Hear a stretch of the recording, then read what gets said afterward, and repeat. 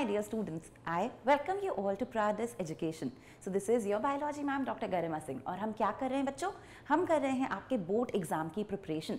तो बिल्कुल डरने घबराने की ज़रूरत नहीं है। मैं जानती हूँ कि हम सबको लगता है कि इतना सारा सिलेबस है, हमने इतनी बार पढ़ लिया, फिर भी वो कॉन्फिडेंस नहीं आता। इसीलिए नहीं आता बेटा क्योंकि हम क्वेश्चंस नहीं समझते हैं कैसे आ रहे हैं। एक बार हम ये समझ लें कि बोर्ड किस तरीके के क्वेश्चंस पूछ रहा है, उसको लिखने की प्रैक्टिस कर लें तो हमारे लिए बहुत ईजी हो जाता है बोर्ड एग्जाम्स में फुल मार्क्स लाना। इसी ऑब्जेक्टिव के साथ मैं आपके लिए यहाँ पर करवा रही हूँ आपके बोर्ड एग्जाम की प्रिपरेशन। हम जो सब्जेक्ट डील कर रहे हैं दैट इज़ बायोलॉजी, और हम बायोलॉजी को इस तरीके से डील करेंगे कि हमारे 70 on 70 आएंगे थ्योरी पेपर में। तो हम इसी टारगेट को लेते हुए आगे बढ़ेंगे। फर्स्ट चैप्टर हमने स्टार्ट किया है जो इस साल के बोर्ड एग्जाम्स में आ रहा है, which is sexual reproduction in flowering plants. इसके बच्चों हम पिछले लेक्चर में 1 मार्क क्वेश्चन और 2 मार्क क्वेश्चन देख चुके हैं। आज के लेक्चर में जो हम देखेंगे वो है 3 मार्क और 5 मार्क क्वेश्चंस, और ये सीखेंगे क्या डिफरेंस होता है between a 3 marker and a 5 marker question, और कौन कौन से पॉइंट्स हमें कवर करने ही करने हैं, क्या ऐसे टॉपिक्स हैं जिसके बारे में कितना डिटेल चाहिए, कब डायग्राम रिक्वायर्ड है कब नहीं है। So we will be discussing everything. हम यहाँ पर पढ़ाई कर रहे हैं बेटा रेट्रोगेट मैनर में, मतलब हम क्या कर रहे हैं, हम उल्टा चल रहे हैं। हम क्वेश्चन देखेंगे और क्वेश्चन से रिलेवेंट फिर टॉपिक को डिस्कस करेंगे, क्योंकि अभी तक आप स्कूल में, कोचिंग्स में, ट्यूशन्स में, हर जगह ये टॉपिक तो पढ़ते आए हो। बस समझना क्या है कि क्वेश्चन से उस टॉपिक को कैसे रिलेट करना है। तो यही हमारा ऑब्जेक्टिव है एग्जाम्पल को लेकर। तो एग्जाम्पल सीरीज की सेकेंड लेक्चर है ये, और आज हम पढ़ने वाले हैं sexual reproduction in flowering plants का लेक्चर नंबर 2। तो चलो स्टार्ट करते हैं फटाफट और देखते हैं क्या है हमारे पास 3 मार्क क्वेश्चन का फर्स्ट क्वेश्चन। 3 मार्क क्वेश्चन का बेटा फर्स्ट क्वेश्चन जो हमारे पास है वो क्वेश्चन हमसे क्या पूछ रहा है, क्वेश्चन हमसे पूछ रहा है कि when and where does tapetum and synergids develop in the flowering plant। पहली चीज पूछी है कब और कहां tapetum या फिर synergid डेवलप होता है। पहले बात कर लेते हैं tapetum की। कब डेवलप होता है tapetum? tapetum डेवलप होता है when the pollen grains are forming, जब माइक्रोस्पोरोजेनेसिस होने वाला होता है। उस टाइम पे माइक्रोस्पोरेंजियम के बाहर की जो एक वॉल होती है, सबसे इनर मोस्ट वॉल, उसी को हम tapetum कहते हैं। और क्यों डेवलप होता है? क्योंकि टैपेटम का काम होता है नरिशमेंट प्रोवाइड करना। तो नरिशमेंट प्रोवाइड करने के लिए to the growing pollen sacs या to the growing pollen grains develop होता है टैपेटम। ठीक है, तो एक चीज हमें पता है कब और क्यों। तो माइक्रोस्पोरोजेनेसिस के टाइम पर एंथर के अंदर माइक्रोस्पोरेंजियम की सबसे इनर मोस्ट वॉल है टैपेटम, काम क्या है, नरिशमेंट प्रोवाइड करना। सो इतना हो गया। नेक्स्ट पार्ट है क्वेश्चन का कि सिनर्जिड्स कब डेवलप होते हैं। तो सिनर्जिड्स होते क्या हैं? अब सिनर्जिड्स होते हैं बच्चों हमारे एम्ब्रियो सैक में प्रेजेंट माइक्रोपाइलर रीजन के 2 सेल्स, जिनमें यहाँ पर फिलीफॉर्म अपैरेटस रहता है ना, जिनमें यहाँ पर फिलीफॉर्म अपैरेटस रहता है। ऊपर होते हैं हमारे एंटीपोडल्स। तो बच्चे क्या गलती कर देते हैं, माइक्रोपाइल एंड भूल जाते हैं।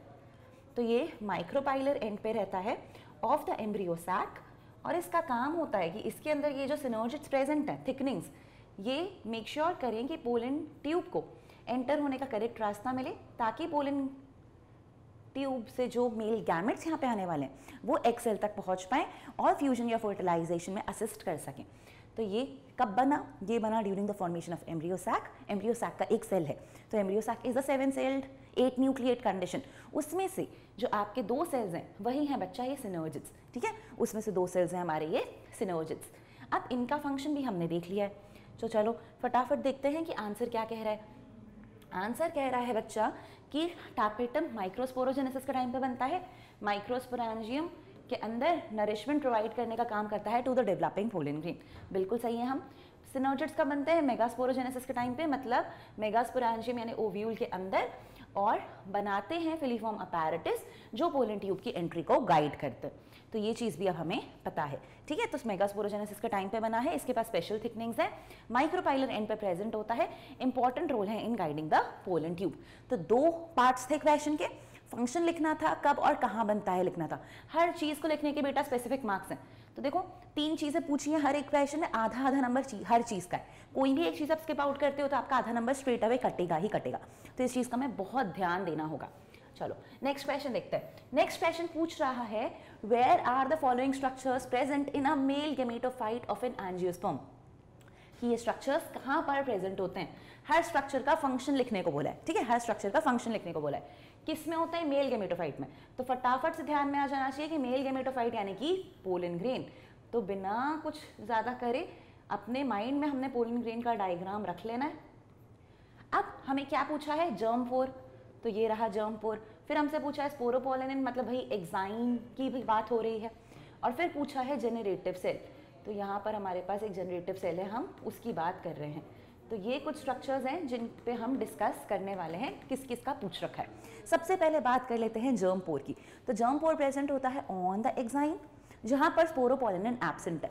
सो it is present on the exine at the areas where the sporopollenin is absent. क्या करता है जर्म पोर? ये जगह प्रोवाइड करता है so that the pollen tube can germinate and come out. तो इन टाइम से पोलन ट्यूब की ग्रोथ हो सके, यही इसका काम होता है कि वहाँ से ये पोलन ट्यूब को बाहर आने का रास्ता प्रोवाइड करेगा। टॉकिंग अबाउट स्पोरोपोलिन, तो स्पोरोपोलिन अगेन एग्जाइम में प्रेजेंट है। इट इज़ द हार्डेस्ट और the toughest organic material you know till date. तो इससे ज़्यादा टफ रेजिस्टेंट ऑर्गेनिक मटेरियल नहीं है बेटा। कोई भी एसिड, कोई भी एल्कली, कोई भी प्रेशर, कोई भी टेम्परेचर इसको ब्रेक नहीं कर सकती है। तो ये प्रोटेक्शन का काम करता है। It's the only reason why pollen grains आपको फॉसिल के फॉर्म में भी मिलते हैं, ठीक है। और नेक्स्ट है आपका जेनरेटिव सेल। तो आपका जेनरेटिव सेल अगेन एक हैप्लॉइड सेल है। कहाँ प्रेजेंट रहता है? In the vegetative cells cytoplasm. तो वेजिटेटिव सेल के साइटोप्लाज्म में ये फ्लोट करता रहता है, स्पिंडल शेप का इसका न्यूक्लियस रहता है। यही जनरेटिव सेल फ्यूचर में माइटोसिस करके 2 मेल गैमेट्स का फॉर्मेशन करेगा, ठीक है। तो हमने इन सब के फंक्शंस भी फटाफट डिस्कस कर लिए हैं। अब देखो क्या लिखा है, जर्म पोर के लिए लिखा है बच्चों कि पोलन ग्रेन ऑफ एग्जाइम में है, it is the site from where the pollen tube emerges. बढ़िया। नेक्स्ट लिखा है स्पोरोपोलिन के लिए exine of the pollen grain protects the pollen grains from high temperature, strong acids, enzymes, alkali and adverse condition। बहुत ही सही। और generative cell के लिए लिखा है pollen grains give rise to the 2 male gametes. तो पोलन ग्रेन में present है, 2 मेल गैमेट्स को बर्थ देता है। कैसे देता है? With the help of mitotic cell division, with the help of mitotic cell division. तो इस तरीके से हम इसके पूरे आंसर को लिखेंगे। सो आई होप आप ये भी समझ गए हो। अगेन सीबीएसई की मार्किंग स्कीम ने कहा था, क्योंकि हमने आपसे 3 चीज़ें पूछी हैं, हर चीज़ के लिए 2-2 चीज़ें पूछी हैं। पहली कि कहाँ प्रेजेंट है, दूसरा क्या करता है, तो आधा नंबर, तो इसलिए ½ into 6 इसकी मार्किंग स्कीम है।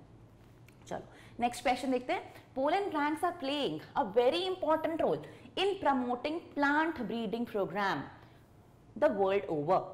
How are pollen preserved in pollen banks? Explain. How are such banks benefiting our farmers? Write any 2 ways। अब चलो 3 चीज़ें पूछी बेटा। पहली चीज़ तो कि ये पोलन बैंक्स कैसे हेल्प कर पा रहे हैं इन हाइब्रिड या इन आउटब्रीडिंग प्रोग्राम्स, ठीक है। तो प्लांट ब्रीडिंग प्रोग्राम्स में, क्रॉस ब्रीडिंग में ये कैसे फ़ायदा पहुंचा रहे हैं। दूसरी चीज़ पूछी कि यहाँ पर पोलन ग्रेन्स को प्रिजर्व करके रखते कैसे हो। और तीसरी चीज़ पूछी है कि 2 तरीके बताओ जिससे फार्मर्स इस चीज़ से बेनिफिट गेन कर पा रहे हैं। तो सबसे पहली चीज़ जो हम बताएंगे वो ये बताएंगे कि क्यों ये हेल्प करते हैं, ठीक है, क्यों ये हेल्प करते हैं। तो हम क्या बताएंगे यहाँ पे? हम बताएंगे कि पोलन ग्रेन्स को हम प्रिजर्व करके रखते हैं इन -196 डिग्री सेल्सियस लिक्विड नाइट्रोजन। इस चीज़ को हम कहते हैं क्रायो प्रिजर्वेशन। जब आप इस तरीके से पोलन ग्रेन्स को प्रिजर्व करते हो तो आप पोलन ग्रेन्स को काफ़ी समय तक वायबल रख सकते हो। फिर अपने डिजायर्ड पोलन ग्रेन को आप ले जाकर जब स्टिग्मा आपका मैच्योर हो जाएगा डिजायर्ड प्लांट का, उसके ऊपर डस्ट कर सकते हो। इससे क्या होगा? आपके पसंद का पोलन आपके स्टिग्मा के मैच्योर होने तक खराब नहीं होगा और आपके पसंद की सीड सेट हो जाएगी। तो ये एडवांटेज है कि आप क्रॉस पॉलिनेशन में इस चीज़ को यूज़ कर सकते हो, बिकॉज दोनों की मैच्योरिटी टाइम सेम हो, ये कभी ज़रूरी नहीं होता है, ठीक है। तो इस चीज़ से हमें डिजायर्ड प्रोडक्ट ऑब्टेन होगा। जो स्पीशीज़ हमें चाहिए, जो कैरेक्टर्स हमें चाहिए, सब उसके अंदर आ जाएंगे। तो देखो आंसर क्या कह रहा है? आंसर कह रहा है कि क्रायो प्रिजर्वेशन वो तरीका है, लिक्विड नाइट्रोजन में प्रिजर्व करना है -196 डिग्री सेल्सियस में। तो ये लिख दिया, मतलब हमको इसका 1 नंबर मिल जाएगा। फिर पूछा है कि पोलन ग्रेन्स की अवेलेबिलिटी अलग अलग जेनेटिक स्ट्रेन्स की आपको मिलेगी। क्रायो प्रिजर्वेशन से आप उसकी लाइफ इंक्रीज करते हो, मतलब उसकी वायबिलिटी बढ़ाते हो, और इस तरीके से आप उसको स्टोर या प्रिजर्व करके ज़्यादा लंबे समय तक रख सकते हो। तो ये इसका एक एडवांटेज है। दूसरा एडवांटेज है कि आप अलग अलग स्पीशीज़ के पोलन ग्रेन्स को प्रिजर्व करके रख सकते हो। जो एक्सटिंक्शन का थ्रेट फेस कर रहे हैं उनको भी प्रिजर्व करके रख सकते हो, ताकि आप उनको बचा सको, उनके प्लांट्स को ज़्यादा से ज़्यादा प्रोड्यूस करा सको और बायोडाइवर्सिटी आपकी मेंटेन रहे। तो ये भी एक बढ़िया पॉइंट है। सीबीएसई की मार्किंग स्कीम में उन्होंने खुद ने बताया है कि बायोडाइवर्सिटी प्रिजर्वेशन में ये हेल्प करेगा। तो इसीलिए बेटा हमारे लिए क्वेश्चंस पढ़ना और सीबीएसई की मार्किंग स्कीम्स के हिसाब से, सैम्पल क्वेश्चंस के हिसाब से उनके आंसर्स जानना काफ़ी इंपॉर्टेंट रहता है। एक बार ये चीज़ हम समझ जाते हैं सीबीएसई क्या हमसे एक्सपेक्ट कर रहे हैं, तो हम बहुत बढ़िया स्कोर कर पाते हैं। चलो इसी खुशी में नेक्स्ट क्वेश्चन देख लें, ठीक है। चलो तो अगला 3 मार्क का क्वेश्चन देख लेते हैं। कोई डरने घबराने की जरूरत तो तुम्हें हो नहीं रही होगी, ठीक है। बाकी कुछ भी ऐसा लगे तो एनसीईआरटी लेके बैठा करो अपने साथ और ये देखा करो कि क्वेश्चन पूछा कहाँ से। जैसे ही समझ आ जाएगा अच्छा क्वेश्चन यहाँ से पूछा है तो बुक के आंसर्स के हिसाब से अपने आंसर को फ्रेम करने की कोशिश किया करो। जितना तुम एनसीईआरटी के जैसी लाइन्स लिखोगे ना, जितना आप आइडियल आंसर्स लिखोगे एनसीईआरटी को देख देख कर, उतना आपके चांसेस बढ़ेंगे फुल मार्क्स लाने के। एंड माइंड यू बायो में एक भी नंबर कटता नहीं है, बायो में 100 भी आते हैं। तो इसलिए प्लीज मेक श्योर कि आप प्रॉपर अपने आंसर्स लिख कर आओ।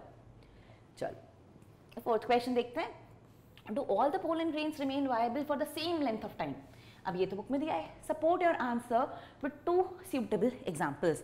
तो हमें ये मालूम है कि हर पोलन ग्रेन की वायबिलिटी सेम नहीं होती है। कुछ ऐसी स्पीशीज़ हैं जैसे कि हमारे सीरियल्स हैं, व्हीट है, राइस है, इनके जो पोलन ग्रेन्स उनकी वायबिलिटी बहुत कम है, 30 मिनट्स के आसपास। बट वहीं हमारे पास कुछ ऐसी फैमिलीज़ हैं जैसे कि रोजेसी, इनमें हमें क्या देखने मिलता है कि जो पोलन ग्रेन्स है उनकी जो लाइफ स्पैन है वो काफ़ी लंबी हो सकती है, काफ़ी मंथ्स तक उनका पोलन ग्रेन वायबल रह सकता है।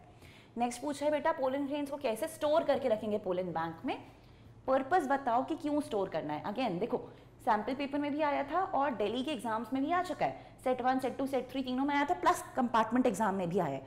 तो काफ़ी इंपॉर्टेंट क्वेश्चन है, ऑल इंडिया में आ सकता है। तो पहली चीज़ का हम बताएंगे नहीं, ऐसा बिल्कुल नहीं है, सबकी वायबिलिटी सेम नहीं होती है। सीरियल, राइस, व्हीट, इनकी viability with in 30 minutes of the release खत्म हो जाती है। कुछ मेंबर्स हैं रोजेसी के या फिर लेग्यूमिनेसी के जिनकी वायबिलिटी कुछ महीनों जितनी भी हो सकती है। नेक्स्ट पार्ट बताएंगे क्रायो प्रिजर्वेशन करना है, लिक्विड नाइट्रोजन -196 डिग्री सेल्सियस वाला आंसर, और फिर बताएंगे कि वायबिलिटी मेंटेन करने में हेल्प करता है प्रिजर्वेशन, प्लस थ्रेटेंड स्पीशीज के पोलन को आप प्रिजर्व करके रख सकते हो, कमर्शियली इंपॉर्टेंट प्लांट्स को प्रिजर्व करके रख सकते हो, और हाइब्रिड इंडस्ट्री में ये आपकी हेल्प करता है बिकॉज आप अपने डिजायर्ड पोलन्स के साथ फिर क्रॉस पॉलिनेशन करा सकते हो। तो ये सीबीएसई की मार्किंग के स्कीम के हिसाब से क्वेश्चन है। तो आप देखो कितना प्रिसाइज आंसर लिखते हैं हम, कहीं पर भी अननेसेसरी कुछ भी नहीं लिख रहे हैं, जितना रिक्वायर्ड है सिर्फ उतना लिखने के हमें हमारे पूरे मार्क्स मिलते हैं। हमें कोई पन्ने भर भर के स्टोरियाँ लिखने की ज़रूरत नहीं है, अननेसेसरी कहानियाँ लिखने की ज़रूरत नहीं है, ठीक है। तो आंसर्स हमारे एकदम प्रिसाइज होते हैं। चलो फिफ्थ क्वेश्चन देखते हैं। Draw a labelled diagram of a section of an enlarged view of microsporangium of an angiosperm. तो ध्यान से पढ़ना बेटा, माइक्रोस्पोरेंजियम बोला है, ठीक है। तो मेगास्पोरेंजियम यानी ओव्यूल मत बनाया ना, माइक्रोस्पोरेंजियम पूछा है। तो क्या करेंगे, यही वाला डायग्राम बनाएंगे और तितली जैसा दिखने वाला,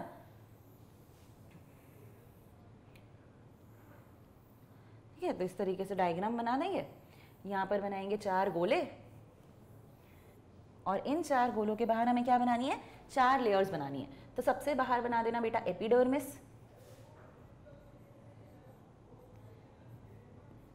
ठीक है। तो सबसे बाहर हम एपिडर्मिस बनाते हैं। एपिडर्मिस बनाने के बाद हम बनाते हैं एंडोथीशियम। तो यहाँ हम एंडोथीशियम बना देंगे। एंडोथीशियम बनाने के बाद बेटा बनाएंगे मिडिल लेयर। तो 1 to 3 लेयर्स थिक होती है, इसीलिए मैं इसे 2 लेयर्स ऑफ सेल्स बना रही हूँ, ठीक है। तो इस चीज़ का भी अपने को ध्यान रखना है। और लास्ट में जो हम बनाने वाले हैं वो है हमारी टैपिटम। तो लास्ट में हम अपनी टैपिटल लेयर बनाएंगे। टैपिटम की क्या कंडीशन होती है कि बाई न्यूक्लिएट होती है या फिर मल्टी न्यूक्लिएट होती है, क्योंकि यहाँ पर कैरियोकाइनेसिस हो क्या होता है, पर उसके बाद सेल वॉल ले डाउन नहीं हुई होती है, तो इसीलिए आपको यहाँ मल्टीपल न्यूक्लियाई दिखते हैं। अब इसको कर देंगे अपन अच्छे से लेबल। बाहर वाली है हमारी एपिडर्मिस, सबके न्यूक्लियस बना लेना, ठीक है। इसीलिए पूरा नहीं बनाए, तो भी जितना बनाए उसको कंप्लीट बनाए। यहाँ पर 2 न्यूक्लियस बनाए हैं, कहीं 3 बना देना, ठीक है। उससे बहुत अच्छे से समझ आ जाएगा टीचर्स को कि आपको ये चीज़ आती है। फिर नेक्स्ट लेयर में आप बना दोगे एंडोथीशियम। नेक्स्ट आप लेयर को बनाओगे मिडिल लेयर्स। ब्रैकेट में लिख देना कि 1 to 3 layer thick, 1 to 3 cell layer thick. और सबसे अंदर आपने बनाया है टैपेटम, टैपेटम। अब इसके बाद आप इसको लेबल कर दो, ये क्या है आपका, ये है आपका माइक्रोस्पोरेंजियम। और माइक्रोस्पोरेंजियम के अंदर क्या होता है, माइक्रोस्पोरेंजियम के अंदर होते हैं बहुत सारा होमोजेनस टिश्यू। तो बहुत सारे सेल्स होते हैं, सारे एक जैसे दिखते हैं, तो इनको अपन स्पोरोजेनस टिश्यू भी बुलाते थे। तो वो अपन यहाँ पर स्पोरोजेनस टिश्यू के सेल्स बना सकते हैं एक जैसे दिखने वाले। तो ऐसे एक जैसे दिखने वाले अपन यहाँ पर होमोजेनस सेल्स बना देंगे। तो ये हो जाएगा आपका स्पोरोजेनस टिश्यू। ठीक है बच्चा, तो इतनी चीज़ें तो हमें बनानी ही बनानी है। इसके अलावा अगर आप चाहो तो इस लेयर को मार्क कर देना, इसे स्टोमियम कहते हैं। और मैं आपको एक चीज़ बता दूं, ये स्ट्रक्चर आया कहाँ से है ना, तो अगर मेरे बच्चों ने नहीं पढ़ा है ध्यान से तो नहीं पता होना चाहिए। तो ये एंथर था बेटा, ये थी आपकी फिलामेंट। इसी एंथर को जब आप ऐसे कट करते हो और कट करने के बाद ओपन करते हो तो अंदर से आपको इस तरीके से दिखाई देता है। हर एक एंथर के अंदर इस तरीके से डिविजन्स होते हैं, तो 2 थीका होते हैं, मतलब 2 कंपार्टमेंट्स होते हैं, और हर एक कंपार्टमेंट में आपको एक एक माइक्रोस्पोरेंजियम देखने को मिलेगा। तो ऐसे आपका पूरा का पूरा माइक्रोस्पोरेंजियम का स्ट्रक्चर आप ड्रॉ करके समझा सकते हो। तो आई होप यहाँ तक हम सबको सारी चीज़ें क्लियर हैं और कोई भी डिफ़िकल्टी आप फेस नहीं कर रहे होगे। ओके, तो यही चीज़ हमें ध्यान रखनी है। उसी के बाद आप क्या कर सकते हो, जहाँ हमने स्पोरोजेनस टिश्यू लिखा है इसी चीज़ को फिर आप लिख सकते हो कि यही आपके माइक्रोस्पोर मदर सेल्स रहेंगे, यही आपके माइक्रोस्पोर मदर सेल्स रहेंगे। तो इतनी चीज़ आप मेंशन आउट कर देना।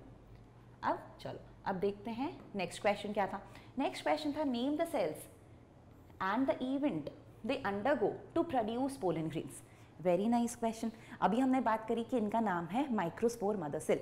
जो इवेंट अंडरगो करेंगे दैट इज माइक्रोस्पोरोजेनेसिस। इवेंट का नाम क्या है बेटा, माइक्रोस्पोरोजेनेसिस। तो इवेंट का नाम माइक्रोस्पोरोजेनेसिस होगा।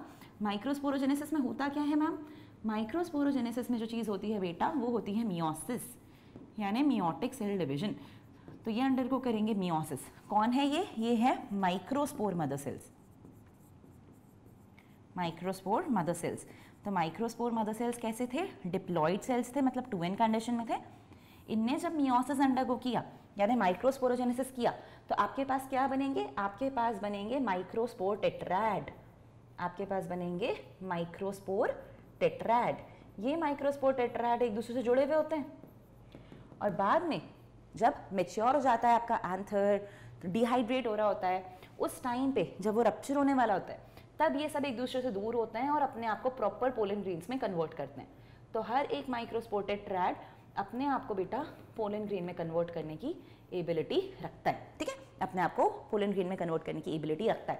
अब जब इस तरीके से अपने आप को कन्वर्ट कर रहा है तो यहाँ पर ये माइटोसिस कर रहा है, यहाँ पर ये माइटोसिस कर रहा है। एक सेल से 2 सेल बन रहे हैं अंदर, माइटोसिस से बन रहे हैं, बिकॉज माइक्रोस्पोरोजेनेसिस में मियोसिस ऑलरेडी हो चुका है। यहाँ पर अंदर दोनों सेल्स आपके ऑलरेडी हैप्लॉइड सेल्स हैं। ठीक है, इस चीज़ को अपने को ध्यान रखना है। चलो तो मुझे बताओ कुछ डिफिकल्ट तो नहीं लग रहा, कोई प्रॉब्लम, कोई समस्या, कोई मुसीबत, ऐसा कुछ तो नहीं। चलो देखो, तो यहाँ पर हमने देखा epidermis, endothecium, middle layer, tapetum, microspore mother cells. इधर जब हम ये वाला डायग्राम बना रहे थे तो इसी चीज़ को ऐसे इलैबोरेट करके इन्हें बना के दिया है। माइक्रोस्पोर मदर सेल्स हैं, पोलन मदर सेल्स भी कहते हैं इन्हें, मियोसिस ये लोग करते हैं। जिस इवेंट में पार्टिसिपेट करते हैं उसका क्या नाम है, माइक्रोस्पोरोजेनेसिस। तो उस प्रोसेस को आप माइक्रोस्पोरोजेनेसिस कहते हो। Very nice. चलो अब देखते हैं नेक्स्ट क्वेश्चन क्या है। नेक्स्ट क्वेश्चन है draw a labelled sketch of a mature 7-celled 8-nucleate embryo sac. चलो तो पहले यही चीज़ कर लेते हैं। ठीक है, और नीचे में यहाँ पे यही लिखा है, a mature embryo sac in a flowering plant possesses 7 cells but 8 nuclei। Explain with the help of a diagram only. तो हमें क्या करना है, हमें इस तरीके से हमारा एम्ब्रियो सैक बनाना है। सबसे पहली चीज़ जो ध्यान देनी है वो ये देनी है कि हमें 2 एंड्स लिखने हैं। चैलाज़ल एंड ऊपर लिखा है मैंने, माइक्रोपाइलर एंड मैं नीचे लिख रही हूँ। ठीक है, माइक्रोपाइलर एंड मैं नीचे लिख रही हूँ। अब मैं इसके 7 सेल्स बना लूँ तो चैलाज़ल एंड पे 3 सेल्स होते हैं बेटा, तो 1 2 3 सेल्स मैंने यहाँ बनाए।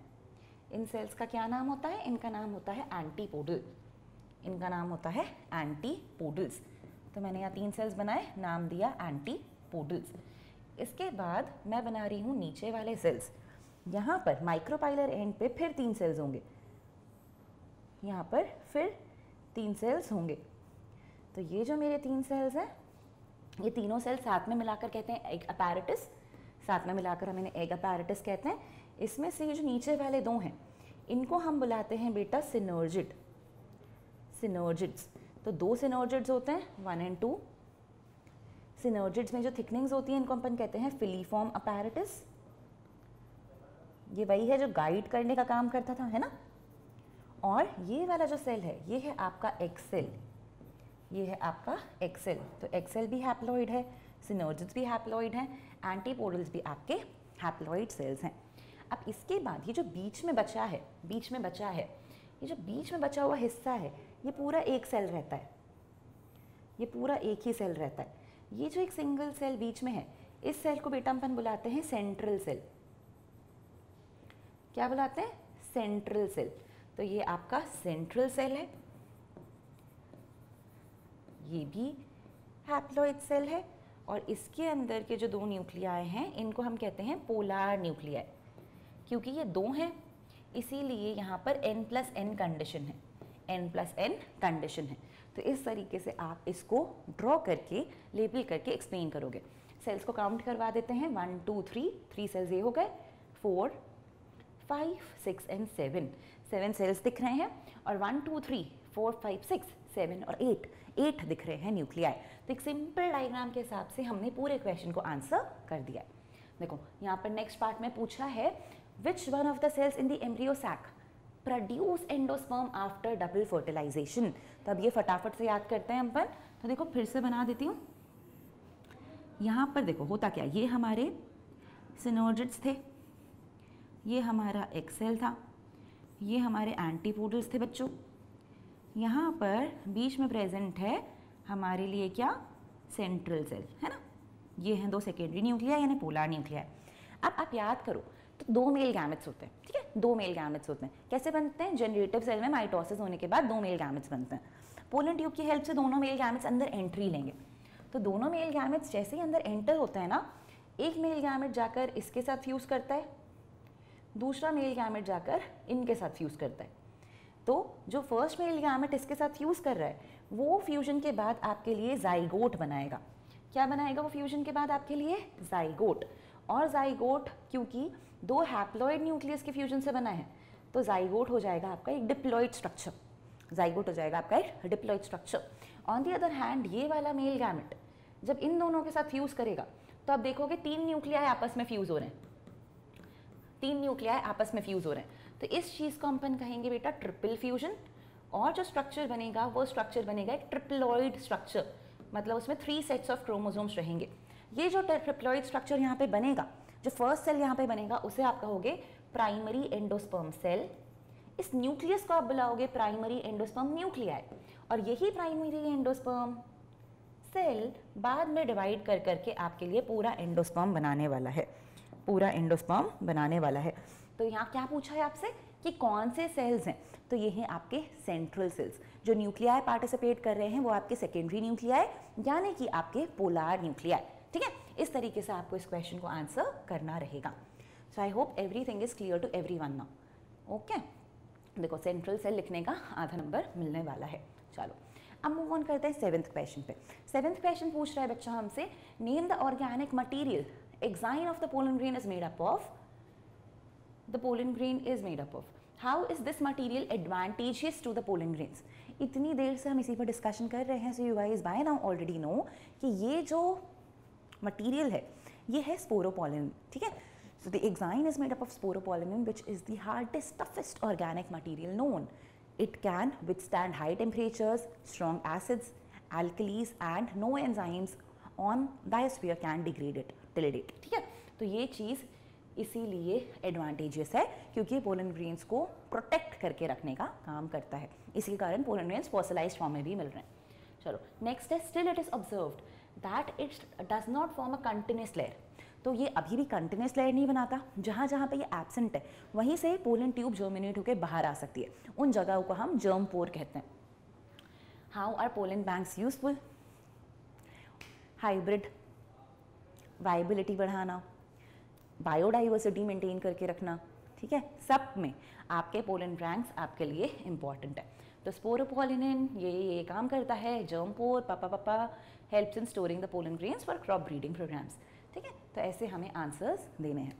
अब हम पर मूव करते हैं इन्हीं टॉपिक से पूछे जाने वाले 5 मार्क क्वेश्चंस पे। तो फर्स्ट 5 मार्क क्वेश्चन यानी लॉन्ग आंसर टाइप क्वेश्चन हमसे पूछा है बच्चों, describe the process of megasporogenesis in an angiosperm. तो आपने देखा अभी तक सब कुछ जो आ रहा था वो माइक्रोस्पोरोजेनेसिस पे आ रहा था, पोलन ग्रेन्स पर रिलेटेड क्वेश्चंस थे। अब हम फाइनली देख रहे हैं कि क्वेश्चन हमसे पूछा गया है मेगास्पोरोजेनेसिस से रिलेटेड। मेगास्पोरोजेनेसिस मतलब लॉन्ग नोट्स में पूछे जाने वाले क्वेश्चंस में से एक है, ये चीज़ भी हमने यहाँ से पता चली। अब क्या बताना है, पूरा प्रोसेस बताना है कि कैसे होगा।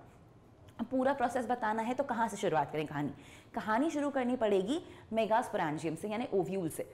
तो हम ओव्यूल से कहानी स्टार्ट करेंगे। ओव्यूल से कहानी स्टार्ट करके हम बताएंगे कि न्यूसेलस के कुछ सेल्स में से एक सेल अपने आप को कन्वर्ट कर रहा है इनटू मेगास्पोर मदर सेल, ठीक है। न्यूसेलस के कुछ सेल्स में से एक सेल अपने आप को कन्वर्ट कर रहा है इनटू मेगास्पोर मदर सेल, और वो जो मेगास्पोर मदर सेल है उसके अंदर हो रहा है मियोसिस, बन रहे हैं 4 मेगास्पोर्स, बट एक ही फंक्शनल बचता है, इसीलिए इस चीज़ को हम कहते हैं मोनोस्पोरिक डेवलपमेंट। जो फंक्शनल बचेगा उसको फिर हम कन्वर्ट होता हुआ दिखाएंगे इनटू द फीमेल गेमेटोफाइट यानी कि एम्ब्रियो सैक। तो कहानी कहाँ से शुरू करेंगे बेटा अपन, कहानी शुरू करेंगे अपन मेगास्पोरोजेनेसिस की किस चीज़ से, न्यूसेलस के एक सेल से।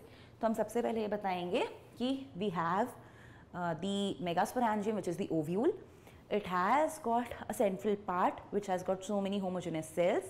This area is known as the cells of nucellus. Out of these, one cell matures and develops itself into the megaspore mother cell, which undergoes meiotic cell division to form 4 haploid megaspores. 4 haploid megaspores. तो हम यहाँ पे दिखाएंगे कि एक बन गया है मैच्योर होकर, ये जो बन गया है ये मेगास्पोर मदर सेल है, आजू बाजू अभी भी न्यूसेलस के सेल्स प्रेजेंट हैं जो बचे हुए नरिशमेंट का काम करने वाले हैं। फिर हम बताएंगे कि ये जो हमारा मेगास्पोर मदर सेल था, क्योंकि डिप्लॉइड सेल था, ये मियोसिस अंडरगो करेगा। जब ये मियोसिस अंडरगो करेगा तो हम अपन बताएंगे बच्चों कि 4 सेल्स बने, 4 सेल्स अंदर बन गए हैं। तो बाहर अभी वही पतले पतले वाले बहुत सारे सेल्स इसको सराउंड करके रख रहे हैं, अंदर हमारे पास 4 सेल्स बने। ये जो 4 सेल्स हमारे पास अंदर बने हैं, इन चारों को हम बुलाते हैं मेगास्पोर्स। मेगास्पोर्स, और सारे मेगास्पोर्स कैसे हैं, हैप्लॉइड हैं। तो आपके पास 4 हैप्लॉइड मेगास्पोर्स बन गए। अब इन चार में से क्या होने वाला है, 3 हो जाएंगे डीजेनरेट, 3 हो जाएंगे डीजेनरेट, केवल एक बचेगा बेटा फंक्शनल। जो एक फंक्शनल बचेगा, अब वो मान लेते हैं ये है, ये हैप्लॉइड है, इसको हम कह रहे हैं फंक्शनल मेगास्पोर, फंक्शनल मेगास्पोर। अब ये फंक्शनल मेगास्पोर अपने अंदर क्या करेगा, ये अपने अंदर करना शुरू करेगा माइटोटिक सेल डिवीजन। और जब ये माइटोटिक सेल डिवीजन करेगा तो स्टार्टिंग में ये डिवीजन होगा फ्री न्यूक्लियर। तो स्टार्टिंग में होगा ये फ्री न्यूक्लियर, मतलब सिर्फ और सिर्फ न्यूक्लियस की कॉपी हो रही होगी। तो आप देखोगे कि एक सेल के अंदर पहले 2 न्यूक्लियस आ जाएंगे, फिर ये एक और बार करेगा माइटोसिस, है ना, सेकेंड टाइम। जब सेकेंड टाइम करेगा तो इसके अंदर आप देखोगे कि 4 न्यूक्लियस आ गए हैं। और अब एक और बार करेगा, जब एक और बार करेगा तो आपको दिखेगा कि इसके अंदर 8 न्यूक्लियस आ गए होंगे। तो इस तरीके से ये पहले सिर्फ और सिर्फ न्यूक्लियस की कॉपी करेगा। इतने बार न्यूक्लियस की कॉपी करने की वजह से इसके अंदर 8 न्यूक्लियस आ जाएंगे। अब ये इनके अराउंड सेल वॉल ले करना स्टार्ट करेगा और 3 को भेज देगा चलाजल एंड पे, 3 को रख लेगा माइक्रोपाइलर एंड पे और 2 को रखेगा बीच में। और इनके अराउंड अब सेल वॉल का फॉर्मेशन होगा, इनके अराउंड अब सेल वॉल का फॉर्मेशन होगा। तो ऐसे आपके पास आपका फंक्शनल मेगास्पोर एम्ब्रियो सैक में कन्वर्ट होगा, ऐसे आपका फंक्शनल मेगास्पोर एम्ब्रियो सैक में कन्वर्ट होगा। फिर आप बता देना ये चलाजल एंड है, ये माइक्रोपाइलर एंड है, आपके एंटीपोडल, आपके सिनर्जिड, आपका एक्सेल, आपका सेंट्रल सेल, आपके पोलर न्यूक्लियाई, इतनी चीज़ें फिर आपको बता देनी है। तो आप with the help of a diagram इस पूरी चीज़ को बच्चा दोनों पार्ट्स को एक्सप्लेन कर सकते हो। मेगास्पोरोजेनेसिस जब बताया तो आपको यहाँ तक की कहानी बता देनी है कि फंक्शनल मेगास्पोर बन गया है, फंक्शनल मेगास्पोर एक बार बन जाएगा, उसके बाद उसके अंदर डेवलपमेंट होगा ताकि वो अपने आप को एम्ब्रियो सैक में कन्वर्ट करे। तो सेकेंड पार्ट में आप मोनोस्पोरिक डेवलपमेंट खत्म करके आगे की कहानी बता सकते हो। अब इसी चीज़ को अगर हम थ्योरी के पॉइंट ऑफ व्यू से बताते तो कुछ ऐसे बताते, देखो डायग्राम की हेल्प से कैसे बताएंगे वो तो मैंने बता ही दिया। थ्योरी की हेल्प से बताते तो हम यही बताते कि मेगास्पोरोजेनेसिस वो प्रोसेस है जिसमें फॉर्मेशन हो रहा है 4 मेगास्पोर्स का from the megaspore mother cell. कहाँ हो रहा है? In the nucellus region through meiosis. Ovule के अंदर हो रहा है क्योंकि न्यूसिलस ओव्यूल के अंदर है। मेगास्पोर मदर सेल बड़ा सा होता है, डेंस साइटोप्लाज्म होता है, प्रोमिनेंट न्यूक्लियस होता है, अंडर को करता है मियोटिक डिवीजन, 4 मेगास्पोर्स बनाता है। मेजॉरिटी में सिर्फ एक ही फंक्शनल बचता है, बाकी 3 डीजेनरेट हो जाते हैं। जो फंक्शनल बचता है वो खुद को डेवलप करता है इनटू फीमेल गेमेटोफाइट। ये जो मेथड है जिसमें आपका एम्ब्रियो सैक यानी कि फीमेल गेमेटोफाइट एक सिंगल मेगास्पोर से डेवलप हुआ है, इसे आप मोनोस्पोरिक डेवलपमेंट कहते हो। ठीक है, इसे आप मोनोस्पोरिक डेवलपमेंट कहते हो। मैच्योर एम्ब्रियो सैक का डायग्राम पूछा है, ये डायग्राम नहीं है बेटा। ठीक है, मैच्योर एम्ब्रियो सैक का डायग्राम पूछा है, मतलब डायग्राम है यही वाला। तो एम्ब्रियो सैक ये है, ठीक है, एम्ब्रियो सैक ये है। वो जो अभी आपने देखा वो एम्ब्रियो सैक नहीं, माइक्रोस्पोरेंजियम था। तो जो भी बच्चा माइक्रोस्पोरेंजियम बनाकर आएगा उसको 0 मिलेंगे। ठीक है, एम्ब्रियो सैक पूछा है तो ये वाला डायग्राम बनाना है। Micropylar end, chalazal end, antipodal, synergid, egg cell, egg apparatus, दोनों को साथ में मिला के बोलते हैं। फिलीफॉर्म अपैरेटस इन थिकनिंग्स को बोलते हैं जो सिनर्जिड्स के अंदर होती हैं। और यहाँ पर बीच में बच्चों सेंट्रल सेल, और इस सेंट्रल सेल के अंदर के ये दोनों पोलार न्यूक्लियाई या फिर सेकेंडरी न्यूक्लियस। ठीक है, तो पोलार न्यूक्लियाई लिख देंगे अपन। तो ऐसे हम मैच्योर फीमेल एम्ब्रियो सैक का डायग्राम बनाएंगे। थोड़ा और सुंदर बनाना बेटा, इसको बनाने के 3 नंबर मिलने वाले हैं। ठीक है, तो ये माइक्रोपाइलर एंड है, ये है हमारा चैलाजियल एंड। इस तरीके से हमारा पूरा क्वेश्चन हो जाएगा 5 नंबर का कंप्लीट। चलो, आई होप यहाँ तक मेरे किसी भी बच्चे को कोई डिफिकल्टी नहीं जा रही होगी। ठीक है, तो मैं यही होप कर रही हूँ कि तुम लोग यहाँ तक पूरी कहानी समझ चुके हो। अब मूव करते हैं 5 मार्क क्वेश्चन जो दूसरा आया है। दूसरे क्वेश्चन में पूछा है where does microsporogenesis occur in an angiosperm, कि माइक्रोस्पोरोजेनेसिस कहाँ पर होता है। Describe the process of microsporogenesis. अब देखो माइक्रोस्पोरोजेनेसिस कहाँ होता है? माइक्रोस्पोरोजेनेसिस होता है एंथर के अंदर। ठीक है, एंथर के अंदर, एंथर के अंदर भी कहाँ? माइक्रोस्पोरेंजियम के अंदर, वहीं पर माइक्रोस्पोरोजेनेसिस होने वाला है। जितने भी स्पोरोजेनस टिश्यूज हैं हर के अंदर कैपेबिलिटी है कि वो अपने आप को पोलन मदर सेल में कन्वर्ट करें, यानी माइक्रोस्पोर मदर सेल में कन्वर्ट करें। और फिर उनके अंदर मियोसिस स्टार्ट होता है। मियोसिस होता है हर एक सेल से 4 सेल्स बनते हैं। ये जो 4 बनते हैं इनको हम माइक्रोस्पोर टेट्राड बुलाते हैं।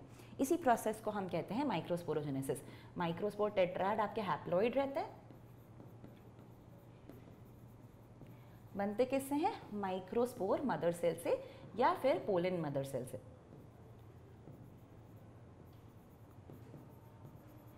ये आया कहाँ से बेटा? ये आया है ये जो हमने बनाया था माइक्रोस्पोर्स। इनके अंदर बहुत सारे सेल्स थे एक जैसे टैपेटम के अंदर वाले स्पोरोजेनस सेल्स। इन्हीं सेल्स ने अपने आप को कन्वर्ट किया है। ठीक है, इन्हीं सेल्स ने अपने आप को कन्वर्ट किया है। तो ये है हमारी इसकी कहानी। अब देखो कैसे समझाई है। देखो कहानी में समझाई है कि it is the process of formation of microspores of the pollen grains from the microspore mother cell और the pollen mother cell by meiosis, and this process is called microsporogenesis. कहाँ होता है? पोलन सैक के अंदर यानी microsporangia के अंदर, मतलब एंथर लोब के अंदर। The cells of sporogenous tissues of the microsporangium functions as potential microspore mother cell. As a result, they form 4 microspores arranged in tetrads. The pollen grains separate from the tetrads and give rise to 2-celled male gametophyte while still in situ. In the majority of angiosperms, the pollen grain is released at 2-celled condition, and in remaining 40% it is shed in 3-celled condition, जिसमें आपका एक vegetative cell होता है और 2 होते हैं आपके mail gametes. तो बचे हुए 40% में इस कंडीशन पे होगा 2 मेल गैमेट्स और एक वेजिटेटिव सेल, और मेजॉरिटी में 60% में क्या होगा कि एक बड़ा सा वेजिटेटिव सेल रहेगा और यहाँ पर एक जनरेटिव सेल रहेगा। तो इस तरीके से 2 कंडीशंस हो सकती हैं। इतना भी उनने बता दिया है। चलो वेल एंड गुड। इतना क्यों बताया? क्योंकि सेकेंड क्वेश्चन में पूछ लिया था, draw a label diagram of 2-celled male gametophyte of an angiosperm, how is the 3-celled male gametophyte different from it. तो ओवरऑल पूरा क्वेश्चन मिला के उन्होंने दोनों ही चीज़ें पूछी थी। तो ए के आंसर में भी थोड़ा बहुत लिख दिया है हमने, और बी के आंसर के लिए हम अलग से यही चीज़ लिखकर बताएंगे।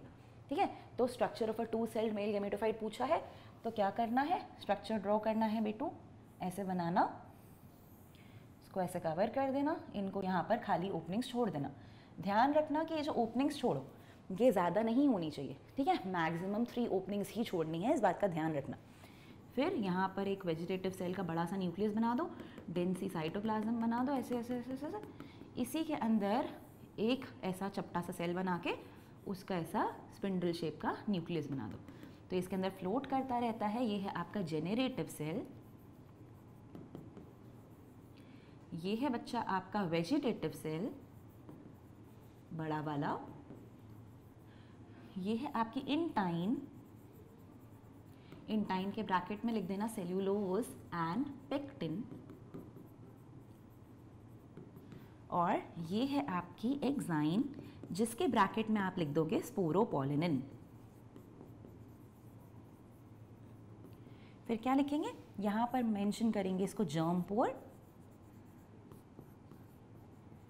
ठीक है, और हमारा डायग्राम हो जाएगा कंप्लीट। ये भी हम स्पेसिफाई कर देंगे कि ये दोनों ही सेल्स जो हैं ये हैप्लॉइड सेल्स हैं। इतना अगर हमने लिख लिया, इतना डायग्राम हमने बना लिया, तो we are good to go. अब देखते हैं डायग्राम हमसे कैसा एंटिसिपेट करा जा रहा है। ठीक है, इतना भी इनने बनाया तो इनको मार्क्स मिल गए, मतलब हम बना देंगे पूरा तो हमारा नंबर कोई नहीं काट सकता। 2 सेल और 3 सेल में डिफरेंस पे तो हमने ये बताया 60% में 2 सेल्ड कंडीशन है, 2 सेल्ड में एक सेल है आपका वेजिटेटिव, एक है आपका जनरेटिव। बचे हुए में 3 सेल्ड कंडीशन है, वेजिटेटिव सेल जो है वो वैसा कि वैसा ही है, पर जनरेटिव सेल ने क्या किया है, जनरेटिव सेल ने बेटा किया है माइटोसिस। ये बात ध्यान रखना कि ये माइटोसिस करेगा। क्यों करेगा? क्योंकि ये ऑलरेडी हैप्लॉइड है, n/2 कुछ नहीं होता है, ठीक है, ये ऑलरेडी हैप्लॉइड है। तो इसने सिर्फ और सिर्फ अपनी कॉपी बनाई है और अपने आप को इस तरीके से 2 मेल गैमेट्स में कन्वर्ट किया है। तो आपके पास अब 3 सेल्स आ जाएंगे, एक तो यही वाला वेजिटेटिव और 2 मेल गैमेट्स। तो ये हो गई 3 सेल्ड स्टेज, ये हो गई 3 सेल्ड स्टेज, ठीक है, तीनों के तीनों सेल्स हैप्लॉइड हैं। तो ऐसे बना देंगे हम और बता देंगे difference between 2 celled and 3 sailed condition. So I hope इतनी चीज़ें हमने समझ ली हैं। चलो अब देखते हैं इसका नेक्स्ट पार्ट। नेक्स्ट पार्ट है where does the process of megasporogenesis start in an angiosperm. तो थर्ड क्वेश्चन है, पूछा है कि ये प्रोसेस कहाँ स्टार्ट होता है, कौन सा प्रोसेस, मेगास्पोरोजेनेसिस। मेगास्पोरोजेनेसिस, तो मेगास्पोरोजेनेसिस कहाँ स्टार्ट होगा, मेगास्पोरोजेनेसिस स्टार्ट होगा बेटा inside the ovule, inside the ovule. तो ओव्यूल के अंदर न्यूसिलस के सेल के रीजन में स्टार्ट होगा। Describe the process up to the formation of embryo sac, मतलब वही पूरी की पूरी कहानी बतानी है जो इस क्वेश्चन में बतानी थी, 2 पार्ट्स में पूछी थी, वही सेम कहानी यहाँ पर डायरेक्टली एक सिंगल पार्ट में पूछ ली है। तो चलो इसको कैसे लिखा है आंसर ये देख लेते हैं स्ट्रेट अवे। देखो स्ट्रेट अवे लिखा है formation of megaspore from the megaspore mother cell is called megasporogenesis. Ovules के अंदर ये चीज़ होती है। They generally differentiate as a single megaspore mother cell MMC in the micropylar region of the nucellus. तो ये बहुत इंपॉर्टेंट है कि माइक्रोपाइल की तरफ जो रीजन है, जैसे कि यहाँ पे इमेजिन करो कि अगर हमारे ओव्यूल का स्ट्रक्चर था,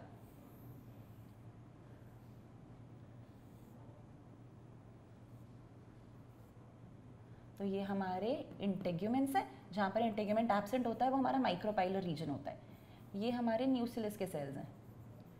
तो यहीं पर न्यूसिलस के सेल्स में जो सेल माइक्रोपाइल के साइड है उस सेल ने अपने आप को कन्वर्ट किया है इनटू मेगास्पोर मदर सेल, और इसके अंदर आप मियोसिस होने वाली है, ठीक है। तो एक लार्ज सेल है, डेंस साइटोप्लाज्म है, प्रोमिनेंट न्यूक्लियस है, अंडरगो करेगा meiotic cell division. Majority of the plants में एक ही फंक्शनल बचेगा, बचे हुए 3 डीजेनरेट हो जाएंगे। फंक्शनल जो मेगास्पोर है वो खुद को डेवलप करेगा इनटू फीमेल गैमेटोफाइट यानी कि एम्ब्रियो सैक। इस method of embryo sac formation को आप क्या बुलाते हो? आप बुलाते हो मोनोस्पोरिक डेवलपमेंट। तो इसी तरीके को हम मोनोस्पोरिक डेवलपमेंट कहते हैं। जो न्यूक्लियस था फंक्शनल मेगास्पोर का, वो फिर बेटा माइटोसिस से डिवाइड करेगा, बनाएगा 2 न्यूक्लियाई जो मूव करेंगे टू द ऑपोजिट पोल्स, फिर 2 न्यूक्लिएट कंडीशन हो जाएगी। तो ये चीज़ लिखना ज़रूरी है कि पहले 2 बनाए और दोनों को ऑपोजिट पोल्स में भेज दिया। फिर सेकेंड टाइम जब मियोसिस हुआ, सेकेंड टाइम जब माइटोसिस हुआ तो आपके पास 4 सेल कंडीशन आ गई, मतलब 4 सेल नहीं 4 न्यूक्लिएट कंडीशन आ गई। और तीसरी बार जब माइटोसिस हुआ आपके पास 8 न्यूक्लिएट कंडीशन आ गई। इस 8 न्यूक्लिएट कंडीशन के बाद क्या होगा? अब इसके बाद होगा cell wall formation. So after the 8 nucleate stage cell walls are laid down leading to the organization of a typical female gametophyte or the embryo sac. 6 of the 8 nuclei get surrounded by cell walls. तो देखो 6 को cell wall मिल जाती है, तो antipodals को cell wall मिल रही है, synergids को और एक सेल को। तो 1 2 3 4 5 6 6 को डायरेक्टली खुद की सेल वॉल मिल गई। जबकि जो बीच के 2 थे, द रिमेनिंग 2 न्यूक्लियाई जिन्हें आप पोलार न्यूक्लियाई भी कहते हो, जो एग अपैरेटस के जस्ट नीचे प्रेजेंट है, इनमें आपको क्या देखने को मिलेगा कि इनको एक सिंगल सेल शेयर करना पड़ता है which is the central cell. इसीलिए एक टिपिकल एम्ब्रियो सैक में अपॉन मैच्योरिटी आपको 7 सेल्स दिखते हैं, बट उसके अंदर 8 न्यूक्लियस रहेंगे। ठीक है, बट उसके अंदर 8 न्यूक्लियस रहेंगे।